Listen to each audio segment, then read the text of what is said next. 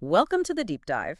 This is where we take the sources you send us and, well, we pull out the key insights, aiming for efficiency. That's the goal. Today we're diving into The Magic of Thinking Big by David Schwartz. We're working from those YouTube audiobook excerpts you shared. Yep, got them right here. So our mission really is to grasp the core ideas. What does thinking big actually mean, and how can it genuinely lead to, more success, more satisfaction? We'll stick close to the excerpts provided. Absolutely. And it's tailored for, well, anyone looking for those aha moments, those actionable bits, without getting bogged down in hours of reading. Exactly. Quick, thorough knowledge. Let's jump in. The power of thinking big. That salesman story, Harry, really stands out, doesn't it? It really does, because here's this guy, Harry, seems totally average on paper, right? But he's pulling in 5 times the business of his colleagues. 5 times. And the kicker is, it wasn't because he was smarter or worked harder. Nope. Not better education, not better health, not even a better territory, which is often a big factor in sales. So the VP's conclusion was, well, pretty sharp. It was profound, really. He said the difference wasn't the size of the brain, but the size of the thinking. That really hits home. It makes you think.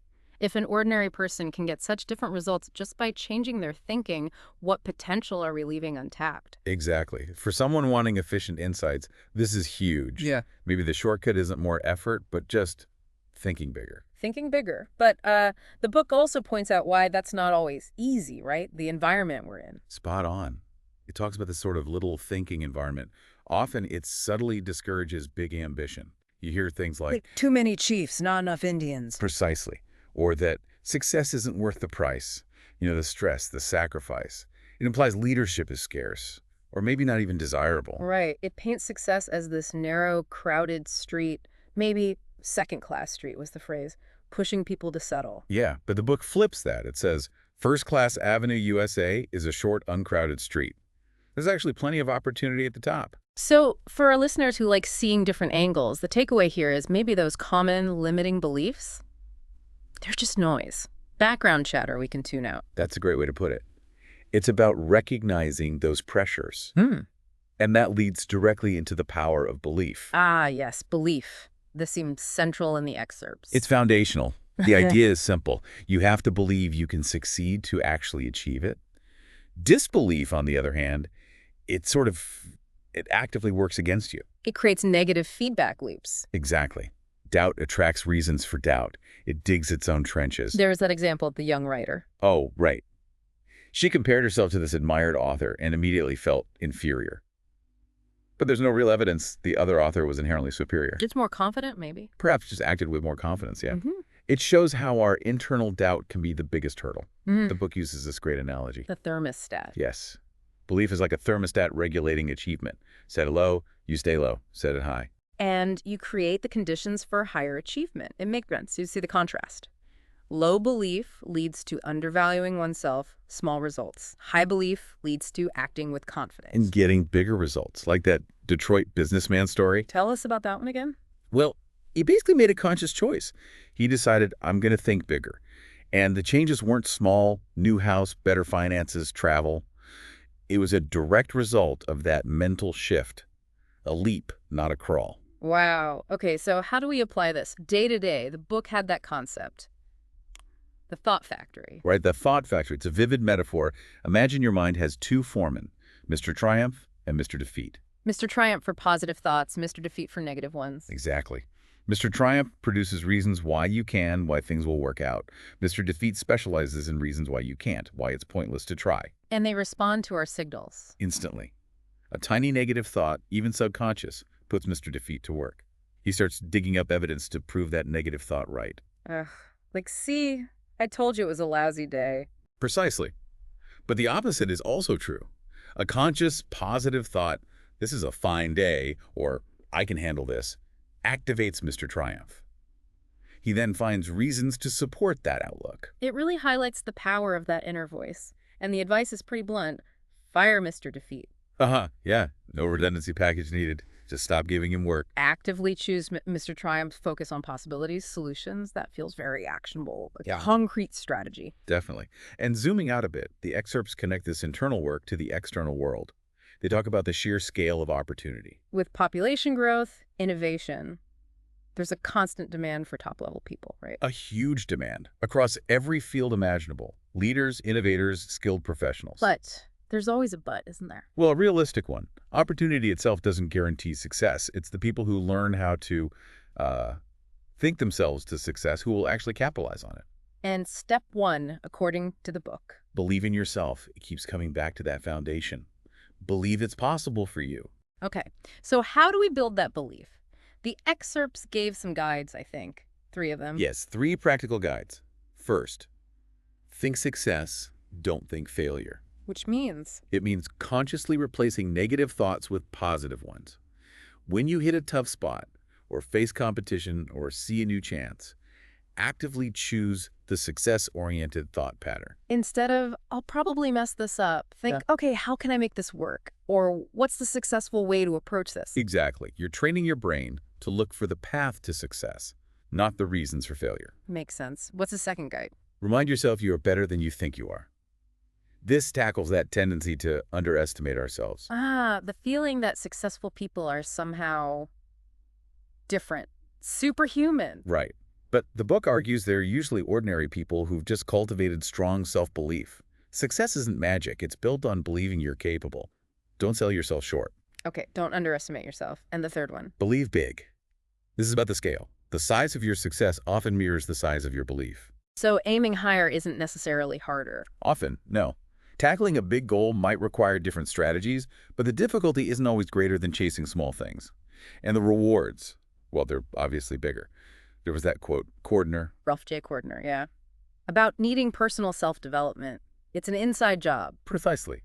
It's about expanding your own capacity to believe.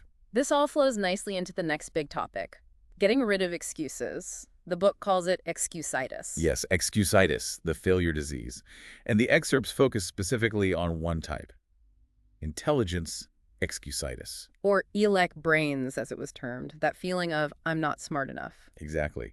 We tend to underestimate our own brain power and overestimate everyone else's. It's incredibly common. But the book argues it's not how much intelligence you have, but how you use it. Absolutely. The thinking guiding the intelligence is more important than the raw IQ points.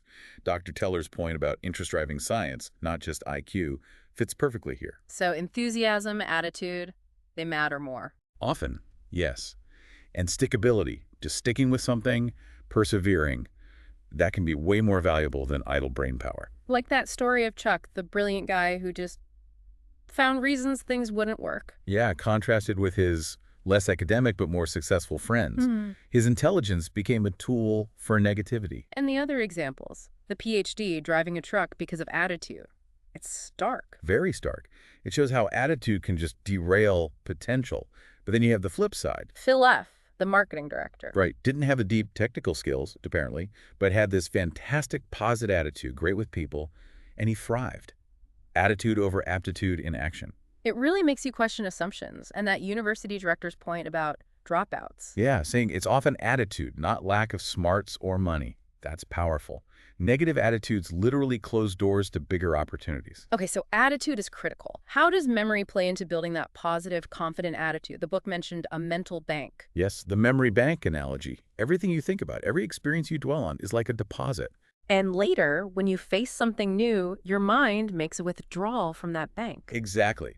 If you've mostly deposited negative thoughts, doubts, failures, that's what your memory serves up when you need confidence. It undermines you. But we control the deposits and withdrawals. That's the key insight. We can choose 2 actions. 1, consciously deposit only positive thoughts. Refuse to replay failures or embarrassing moments. Just let them go. Easier said than done, maybe, but okay. And the second action? 2, consciously withdraw only positive thoughts. When you need a boost, recall past successes, times you felt capable. Let the negative memories fade from lack of use. So proactive memory management for confidence building. I like that. Like a practical tool. And building on that confidence, the book tackles fear, specifically the fear of other people, self-consciousness. That's a big one for many people. Huge. Yeah. The anecdote used was the business owner at the Army Induction Center. Right, seeing everyone stripped down literally and figuratively and realizing that people are fundamentally more alike than different. Same basic hopes, fears, vulnerabilities. That realization drastically reduced his fear of others. Understanding leads to less fear, developing an empathetic attitude. Precisely. And related to fear and confidence is the idea of conscience. How does conscience fit in? The book argues that when you violate your own conscience, do something you know is wrong, it creates this internal friction, like a cancer eating away at your self-respect and confidence. Like the student tempted to cheat, even if they get away with it? There's a long-term internal cost. That feeling lingers. It applies in business, personal life. Acting against your values erodes your inner strength. So doing what's right isn't just moral, it's practical for building confidence. Okay, that makes sense. So to actively build confidence and fight fear, there were 5 specific steps mentioned. Yes, 5 positive actions. Number 1, be a front-seater. Sit near the front in meetings, gatherings, watch. Psychology suggests people hang back because they lack confidence, they don't want to be noticed. Forcing yourself to sit up front is a small act of confidence that builds on itself. Practice being visible. Interesting. Okay, number 2. Practice making eye contact. Avoiding eyes can signal insecurity, dishonesty. Or just shyness. True, but the impact can be negative. Making eye contact shows confidence, sincerity, belief in what you're saying. It builds connection and trust. Got it. Number 3. Walk 25% faster. It sounds a bit funny, but... There's a link between posture, movement, and mood. Exactly. Slouching, shuffling. It reflects and reinforces low energy or low confidence. Walking with purpose, a bit quicker, head up, it actually makes you feel more confident and projects that image too. Worth trying. Number 4. Practice speaking up, especially in meetings or groups. Why do people hesitate? Fear of sounding stupid. Often, yes, fear of judgment. But every time you hold back, you reinforce that fear. Making it a rule to contribute something, a question, an idea in every meeting gradually builds that confidence muscle. Joining Toastmasters was suggested as a way to practice. Good practical tip. And the last one, number 5. Smile big. A genuine smile. The power of a smile. It's surprisingly powerful. Right. It disarms, it connects, it reduces tension, and it actually makes you feel better and more confident. Remember the author's story after the minor car accident? Yes. The other driver's big smile just diffused the whole situation. Amazing. It really is. A simple but effective tool. Okay, so those are actions for confidence. Now, shifting to actually thinking big and enlarging our thoughts, what's the big obstacle there? A major one highlighted is self-deprecation. Selling ourselves short. We do that a lot, don't we? Constantly. In job applications, oh, I only have most of the qualifications. Asking someone out, setting sales goals, negotiating salary. We aim lower than we potentially could. That little voice again, I'm not good enough, they won't pick me. Exactly. The book urges us to recognize that pattern and actively challenge it. Start believing you are capable of more. How can language help here? There was something about the mind as a projector. Yes, using your mind like a projector. The words we use create mental images, pictures in our minds and in the minds of others. And those images trigger reactions. So it's about framing things positively. Precisely. Calling a setback a failure projects a negative image of finality. Calling it a lesson or a new approach projects an image of learning and moving forward. An expense versus an investment. Perfect example. One sounds like a loss, the other like future gain. Big thinkers use words to paint positive, hopeful, forward-looking pictures. So we need to develop a big thinker's vocabulary. Were there steps for that? 4 steps were mentioned. First, use big, positive, cheerful words for your own feelings. When someone asks how you are, instead of okay or fine, try terrific, great, enthusiastic. It lifts you and them. Okay, fake it till you make it, almost. A little bit, yeah. Second, use bright, cheerful, favorable words when describing other people. Find something genuinely positive to say. It fosters goodwill and reinforces your own positive outlook. Nice. Third. Use positive language to encourage others. Give sincere compliments. It costs nothing but builds people up and creates a better atmosphere. Absolutely. And fourth. Use positive words to outline plans. Frame challenges as opportunities, tasks as exciting projects. Avoid language that sounds like complaining or dreading something. Project success from the start. That makes a huge difference in how you approach things. This ties into seeing potential, right? Building castles, not digging graves. Beautiful analogy, isn't it? It's about seeing what can be, not just what is. Like the realtor selling rundown rural property. Not as it is, but as a potential horse farm or a tree plantation or a weekend retreat. He's selling the vision, the potential. That visualization adds value. Value visualization, I like that. And that ties into the question about customer worth. Yes. How much is a customer worth?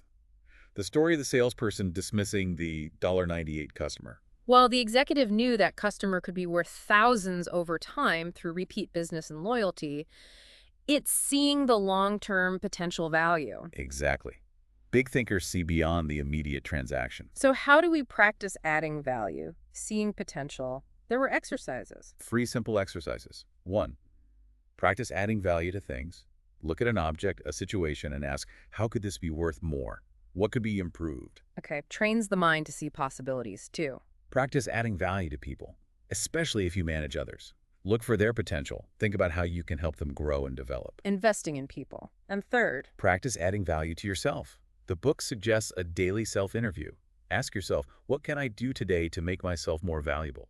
Visualize your own potential for growth. like that printing company owner who chose his successor. Based on the guy who showed interest in the whole company, always looking for ways to improve things, not just his own little area. He saw the bigger picture, the potential. Which leads to the idea of getting the big view of your job right. Promotions depend on how you think about your current role. That's the argument. If you see your job narrowly, just ticking boxes, you're less likely to be seen as ready for more responsibility.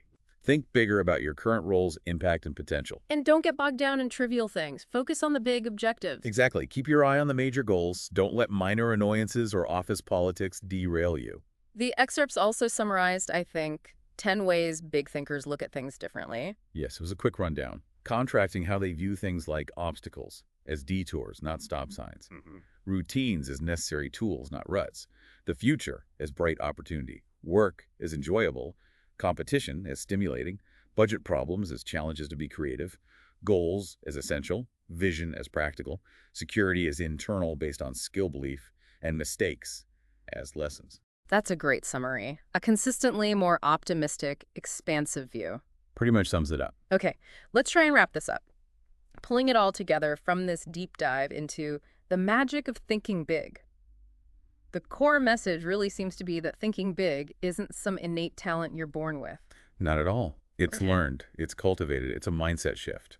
It involves that foundational belief in yourself, managing your thoughts, firing Mr. Defeat, seeing opportunity. Overcoming those limiting excuses and negative words, visualizing what could be, always looking to add value, and just generally keeping that positive forward focus. And by looking closely at these excerpts, we've hopefully given listeners a shortcut to understanding these powerful ideas. A concentrated dose of big thinking principles. So here's something for you, the listener, to chew on.